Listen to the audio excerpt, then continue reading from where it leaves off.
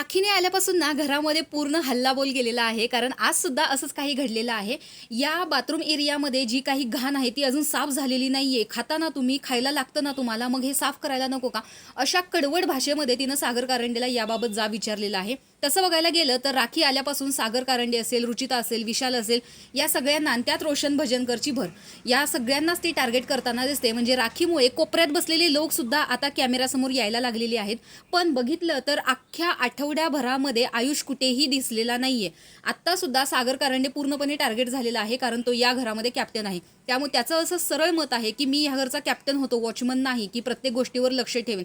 त्यामुळे राखी किचन एरियामध्ये जाते आणि तिथे जी असलेली काचेची बॉटल होती ती फोडून टाकते.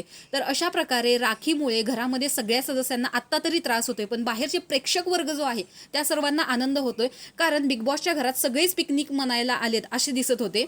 आणि या पिकनिकमुळे कोणालाही बिग बॉस बघायला आवडत नव्हतं आणि TRP सुद्धा घसरत चाललेला होता. त्यामुळेच राखीचं लवकर घरामध्ये आगमन झाल्यामुळे, एंट्री सुद्धा नाही म्हणता येणार, कारण आगमन, कारण तिच्या येण्यानेच घरामध्ये पूर्णपणे वातावरण जे आहे ते बदलून गेलेलं आहे. त्यामुळे रोशन भजनकर सुद्धा रडला, रुचिता रडलेली होती, प्राजक्ता रडलेली होती, सागर कारंडे देखील रडलेला होता. त्यामुळे राखीने पूर्णपणे सर्वांना हलवून सोडलेलं आहे आणि सगळ्यांनाच असं वाटतं की तुला यासाठीच आणलेलं आहे, तुला जे वाटतं ते कर, तुझ्यानुसार चालू दे, आम्ही तुला काही येऊन बोलणार नाही. त्यामुळे विशाल कोटीयंतर राखीपासून लांबच राहतो. पण मला ही राखीची गोष्ट खूप जास्त आवडते, कारण तिला अस्वच्छता घरामध्ये चालत नाही. मागच्या वेळेस सुद्धा तिने किचन ओटा घाण आहे म्हणून स्वयंपाक बनवू दिला नव्हता आणि त्यावेळेस सुद्धा रोशन भजनकरने तो ओटा जो आहे त्याने आणि आयुष या दोघांनी मिळून साफ केलेला होता. त्यानंतर स्वयंपाक बनलेला होता घरामध्ये. आत्ता सुद्धा बाथरूम एरियामध्ये ती ह्या गोष्टी अस्वच्छतेच्या दाखवताना दिसते.